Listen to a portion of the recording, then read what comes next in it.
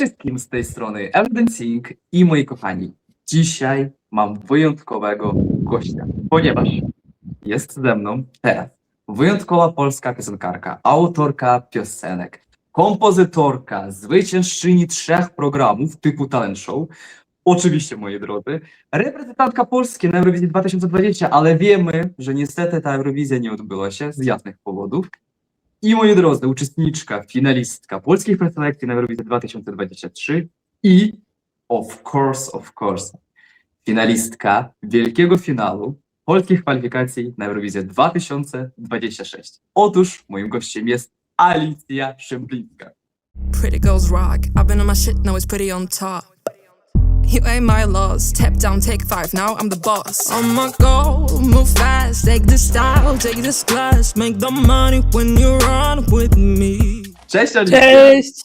Cześć, witam Cześć. bardzo serdecznie, hej. Hej, jak się czujesz? Bardzo dobrze, sympatycznie i pozytywnie, a ty? No oczywiście bardzo dobrze, ponieważ wiesz co, bardzo marzyłem o tym, żeby pogadać z tobą, ponieważ byłaś moją faworytką jeszcze od 2020 roku i ja mówię, muszę Dziękuję. dorwać tą Alicję. No i udało się. A więc Alicja, zacznijmy, wiesz co, od szybkich strzałów, czyli odpowiadasz szybciutko, nie trzeba wytłumaczyć, dlaczego taka odpowiedź, po prostu mówisz to, co Okej. myślisz. Are you ready? Dobrze. Yes. Eurowizja w 3 słowach to Show, energia, potęga. Okej. Ulubiona eurowizyjna piosenka wszechczasów. 10 years, Daddy Freyer. Wow, ciekawy wybór. Artysta, z którym marzysz o duecie. I to nie musi być, wiesz, tylko z Eurowizji, obojętnie kto. Daniel Caesar. Okej. Najbardziej, wiesz, taki emocjonalny moment w twojej karierze.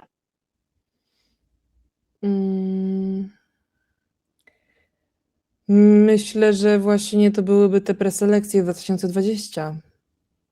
Okej, no nie dziwię się. Piosenka, która zawsze poprawia ci humor.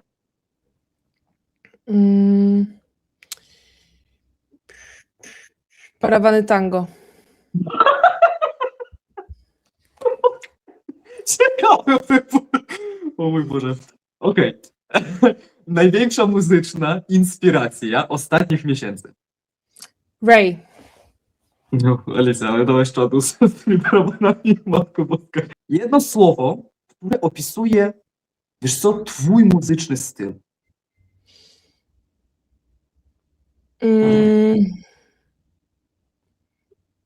Soul. Okej. Najbardziej nieoczekiwany feedback, który dostałaś podczas, wiesz co, przesłuchań. To może być, wiesz, od jurorów, maybe od innych ludzi, po prostu podczas, wiesz, tych przesłuchań na preselekcję.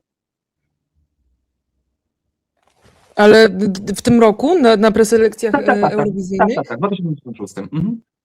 Nie dostałam już chyba żadnego nieoczekiwanego feedbacku tam. Okej.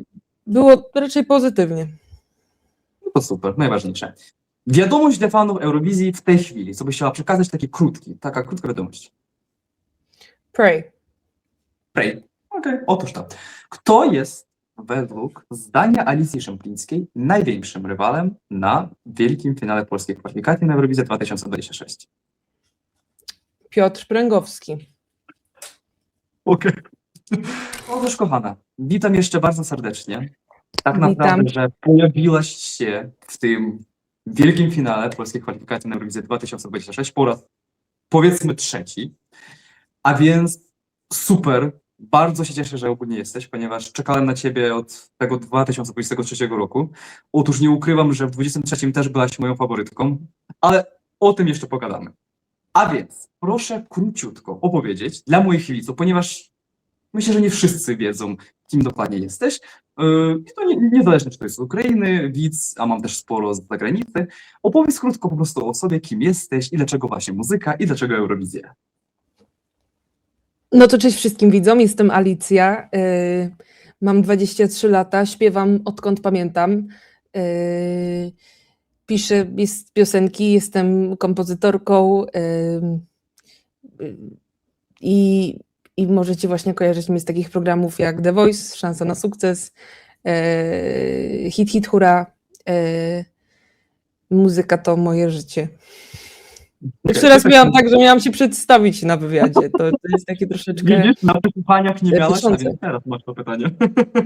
No dobra, tak powiedzmy króciutko, raczej mogą sprawdzić moi widzowie te wszystkie talent show, gdzie właśnie w sumie i wygrałaś, więc super, super. Otóż Alicja, zaczniemy od samego początku. Powiedz mi tak, czy czujesz, że masz taki, wiesz, niedosyt z tą Eurowizją? Taka niedokończona historia. Zdecydowanie czuję, że temat Eurowizji się przewija w moim życiu już od kilku dobrych lat. I czuję, że to nie jest zamknięty rozdział w moim życiu, stąd pomysł na to, żeby wrócić. No nie dziwię się, nie dziwię się. W 2021 roku wydarzyło się to, co się wydarzyło, powiedzmy, a więc no nie dziwię się, fakt. Powiedz mi, jak się pojawił ten pomysł, żeby wrócić ponownie?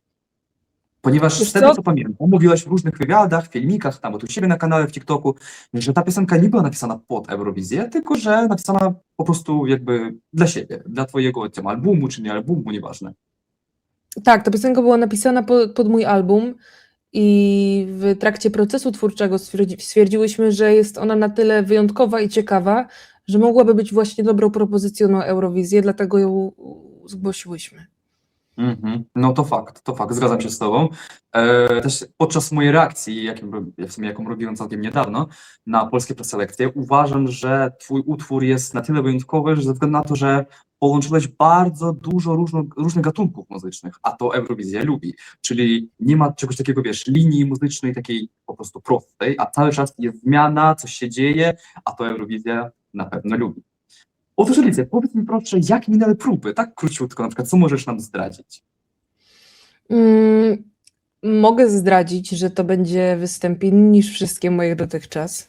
Nie będę statyczna przez cały występ, jak byliście do tego przyzwyczajeni dotychczas. Będzie to coś nowego, O, będzie to coś więcej i jestem bardzo podekscytowana na to, na dzień nagrań. Okej, to już nie możemy się doczekać. No to super.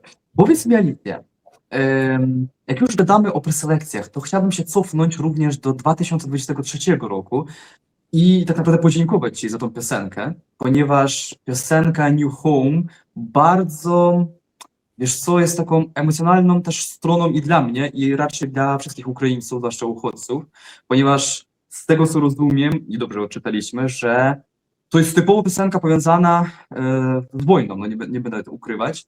I napisałeś to specjalnie na ten temat, z czego bardzo Ci chciałbym podziękować nie tylko od siebie, tak jak również od wszystkich Ukraińców, ponieważ naprawdę ta piosenka dotknęła, wiesz co, nie tylko duszy, a tych wszystkich strun serca, powiedzmy. I do dzisiaj, jak wspominam ten występ, może nawet nie ten występ, tylko ten live, ten staging, to wywołuje mnie taki, wiesz co, taki mnóstwo różnych emocji, więc chciałbym po prostu Ci podziękować i jeszcze raz tak tylko dopytać się dla moich widzów właśnie, którzy na przykład nie oglądali może wywiadu wcześniej, dlaczego zgłosiłaś się wtedy z tą piosenką? Przede wszystkim dziękuję. Ja również dziękuję za tak miły odbiór i cieszę się, że zarezonowała właśnie ta piosenka w sercu, bo tak jak mówiłeś, ten temat bardzo mnie poruszył, zainspirował mnie do napisania takiej piosenki i pomyślałam, że jest to taki temat, który warto szerzyć, warto zwiększać świadomość tego, jak te realia są trudne i czym dla każdego może być poszukiwanie tego nowego domu.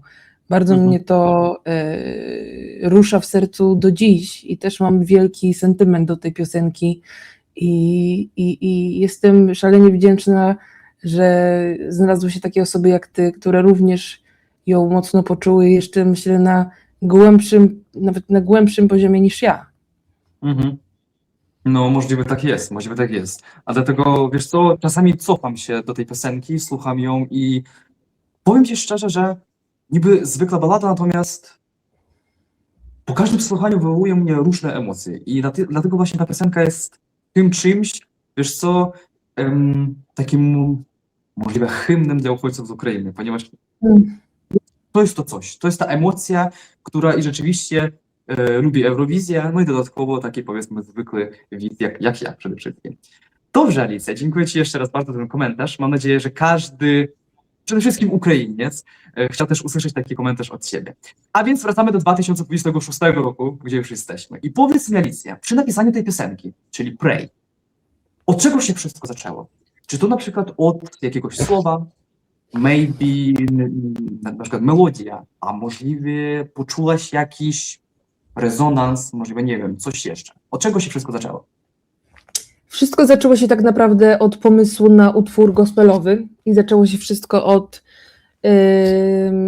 sampla organów. Potem po tym organowym samplu zaśpiewałam całe intro, ta melodia, która docelowo już została, tak wypłynęła z mojego serca, mogłabym powiedzieć. Bo ja od zawsze marzył mi się numer taki typowo gospelowo-kościelny na mojej płycie, ale stwierdziłyśmy z Weroniką, że to może być dość oczywiste, dlatego przełamałyśmy to tym hip-hopem. I tutaj zaczęła się przygoda twórcza nad dalszą częścią piosenki, bo to intro przyszło naturalnie, przyszło samo, a cała reszta to już była praca, żeby zbudować całą tą formę. Tutaj też składam wielki ukłon do mojej producentki Wejry, która naprawdę zrobiła niesamowitą rzecz, jeśli chodzi o konstrukcję i o to, jak się nabudowuje ta piosenka. Genialna robota. I ta praca była rozłożona naprawdę na dużo sesji nagraniowych. Na pierwszej powstał zamysł, a potem to były ciągłe szlify. Nagrywanie chóru gospelowego w dwie osoby też nie jest wcale takie proste. A to byłyśmy tak naprawdę tylko ja i Weronika w tych chórach, które możecie usłyszeć w tle. No proszę, no to ciekawe, to ciekawe. Ale wiesz co, jak już powiedziałaś o tym hip-hopie, dla mnie to jest taka połączenie Rihanny, maybe to jest połączenie jakiegoś takiego, wiesz co, amerykańskiego takiego stylu, natomiast jest w tym coś polskiego. Zwłaszcza jak oglądam twój teledysk, oczywiście uśmiałem się, natomiast jest mega ciekawa propozycja. Okej, a powiedz mi, czym dla ciebie, czyli dla autorki, jest Pray? Czy to jest bardziej na przykład modlitwa, czy bardziej manifest, czy coś innego? Ja lubię nazywać Pray hymnem odzyskiwania swojej mocy. I myślę, że to jest taka interpretacja, z którą wiele osób mogłoby się utożsamić po prostu. Bo tak, słowo pray oznacza modlitwę, natomiast myślę, że modlitwa może wyglądać dla każdego człowieka zupełnie inaczej. I zarówno jeżeli ktoś wyznaje jakąś wiarę, zapraszam do interpretacji pray w ten sposób. Natomiast jeżeli nie wyznaje żadnej wiary, to zawsze możesz wierzyć w siebie i w swoje marzenia i dążyć do realizacji swoich planów, dążyć do wolności szeroko rozumianej, więc myślę, że właśnie o tym jest piosenka Pray i wydaje mi się, że ta wiadomość też jest ważna na nasze dzisiejsze czasy. No, to prawda, to prawda. I bardzo mi się podoba to, że przede wszystkim powiedziałaś to od razu, że pray nie kojarzy się tylko i wyłącznie z modlitwą. Czyli każdy może to interpretować dla siebie, czyli możesz wierzyć w siebie, możesz wierzyć w osobę obok siebie, po prostu w jakieś możliwe, nie wiem, swoje spełnienie marzeń albo coś innego, więc super, super. A w którym momencie, Alicja, zrozumiałaś, że wiesz co, ten utwór, czyli takie twoje malutkie dziecko, jak ja lubię nazywać, nie nadaje się tylko do twojego albumu, a chciałabyś, żeby jednak spróbować jeszcze raz, na przykład wysłać na Eurowizję? Myślę, że ja poczułam to w momencie, kiedy już były te chóry, kiedy była zwrotka. Nie, jak były same zwrotki, to ja jeszcze nie wiedziałam. Ja myślę, że to ja to poczułam w momencie, jak napisałam, jak wymyśliłam refren.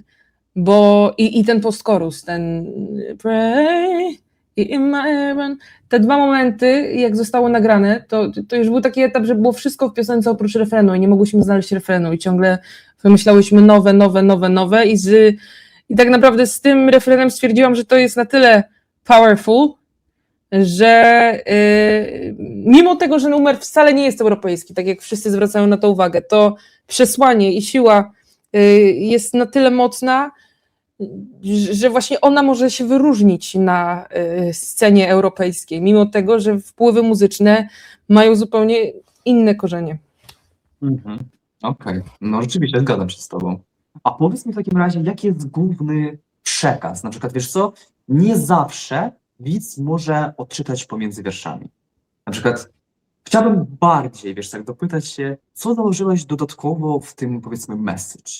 I tak jak mówiłam wcześniej, ta walka o marzenia, walka o przetrwanie, mimo tego, że los często rzuca kłody pod nogi, ciężko jest czasami się podnieść. I generalnie piosenka Pray jest jakby odnosi się bardzo mocno do mojego życia prywatnego, do życia artystycznego, gdzie jasno i klarownie opisuję to w zwrotkach rapowych, gdzie możecie wnioskować, że byłam w trudniejszych momentach i byłam zmuszona do wielu rzeczy, których nie chciałam robić i miałam przykre sytuacje w branży muzycznej. I chciałam od tego uciec w pewnym sensie i tą ucieczkę zdobyłam tak naprawdę walką o wolność artystyczną. I wraz z tą wolnością artystyczną napisałam najlepsze piosenki w życiu. I ja bym chciała, żeby Pray było inspiracją w walce o wolność i ta wolność może być szeroko rozumiana na każdym polu, bo ja potrzebowałam wolności jako artystka, potrzebowałam wolności twórczej, potrzebowałam móc wyrażać siebie i robić taką muzę, jaką kocham. Ale każdy, jak wiemy, każdy może potrzebować tej wolności w zupełnie innym aspekcie życia. I chciałabym tą piosenką to manifestować i pokazywać ludziom, że jeżeli w coś mocno wierzą, to nawet jak jest bardzo, bardzo, bardzo źle i nie ma nadziei, to zawsze można się podnieść i swoją wiarą i ciężką pracą osiągnąć wszystko. Wow, bardzo mocne słowa i zgadzam się z tobą.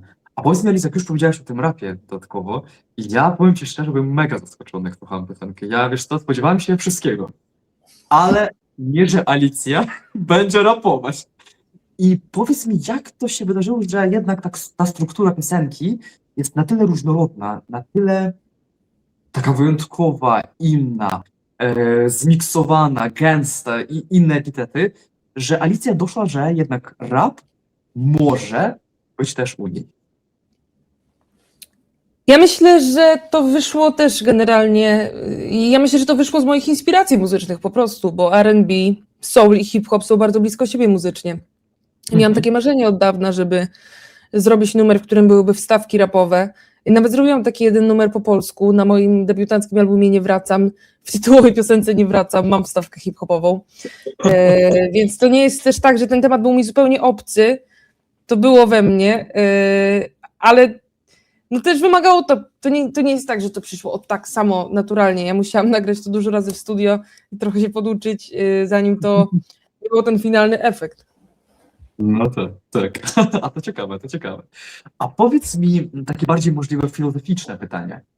Od czego się zaczyna twoja piosenka? Ty jako taki mentor, powiedzmy, jak byś opowiedziała, powiedzmy, no nie wiem, nawet zwykłemu dziecku, od czego się zaczyna twoja piosenka i czym się kończy?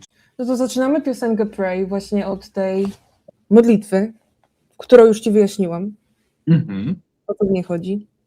Tak. Od tego wyobrażenia, od tej manifestacji. Potem przechodzimy trochę do innego świata, przechodzimy do świata prawdziwego życia, które stawia swoje przeszkody. Potem mamy ten moment realizacji tego, żeby pokonać przeszkody, musisz zawalczyć. No i jest refren.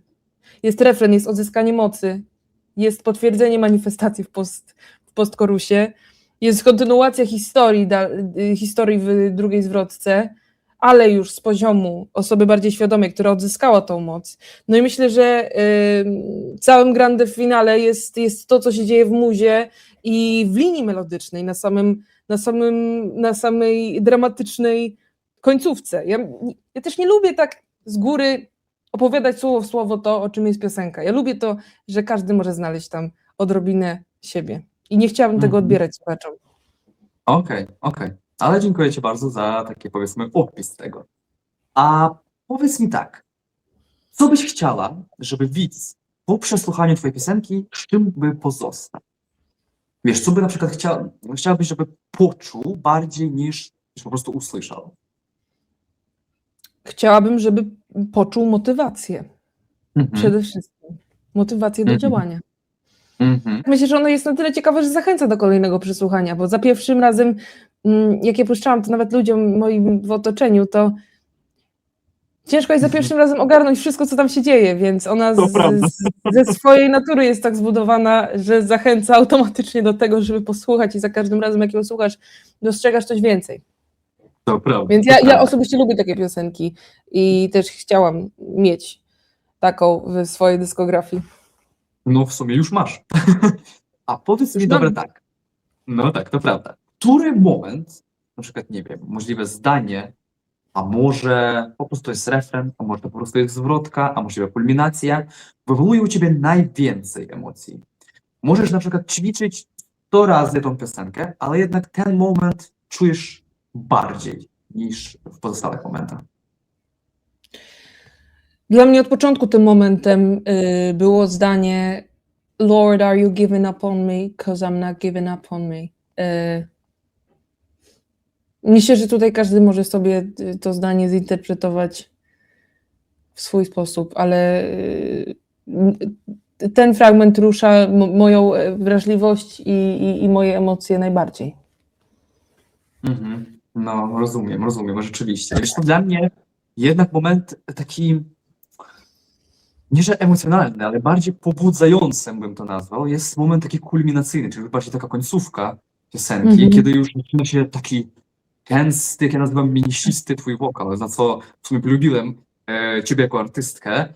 I ten moment już tak bardziej, wiesz co, taką daje mi adrenalinę, czyli mówię, o, jest ona, to jest ten podpis, czyli podpis Alicji Szemplińskiej, to rzeczywiście takie mocne wokale, więc to jest to. No dobra, i podchodzimy już do końcówki. Poprosiłem, wiesz co, swoich obserwatorów zadać pytania Alicji, czyli co byście chcieli zapytać, jeżeli byście mieli możliwość pogadać z Alicją. Wybrałem 4 krótkie pytanka, a więc tak, zaczynamy od pierwszego. Czy rozważałaś, aby zmienić swój styl muzyczny na potrzeby konkursu Eurowizji? Nie, nigdy tego nie rozważałam. Okej. Czy będzie revamp Pray? Nie planuję na ten moment. Ciekawa odpowiedź, moi drodzy. A więc tak, czy po 2020 roku pojawiły się propozycje współpracy z autorami piosenek eurowizyjnych przy tworzeniu utworu na Eurowizję? Tak, i do tej pory pojawiają się propozycje współpracy od autorów eurowizyjnych i od wielu lat te propozycje z roku na rok są cały czas. No proszę. A to ciekawe, to ciekawe. Czy żałujesz, że ostatecznie nie udało się zaprezentować Polskę na Eurowizji z utworem Empires? W dniu dzisiejszym nie żałuję, ponieważ tamten czas doprowadził mnie do dnia dzisiejszego. Okej. A z tych 3 piosenek, która według twojego zdania, jako już artystki, jest najlepszą propozycją? Moim zdaniem bezapelacyjnie Pray. Okej. I to jest najważniejsze, że jesteś pewna tego. No i ostatnie. Wiadomość, którą chciałabyś przekazać do fanów, którzy czekali na twój powrót. Wracam dla was. Wracam silniejsza, wracam bardziej świadoma, wracam z najbardziej szczerą odsłoną siebie, jaka była dotychczas. I dziękuję za motywację, którą mi dawaliście przez ostatnie lata, żebym się nigdy nie poddała. To wy poniekąd zainspirowaliście mnie do tego, żeby napisać ten utwór, za co jestem szalenie wdzięczna i mam nadzieję, że występ na żywo was nie rozczaruje. Też mamy taką nadzieję. A powiedz mi jeszcze, Likie, co chciałabyś przekazać moim widzom, tak powiedzmy typowo dla Ukraińców?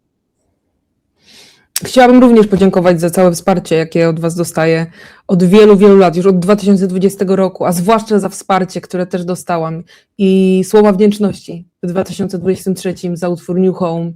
Ma on wyjątkowe miejsce w moim sercu i wy macie wyjątkowe miejsce w moim sercu, ponieważ byliście ogromną inspiracją w wytworzeniu tej piosenki, więc dziękuję za to.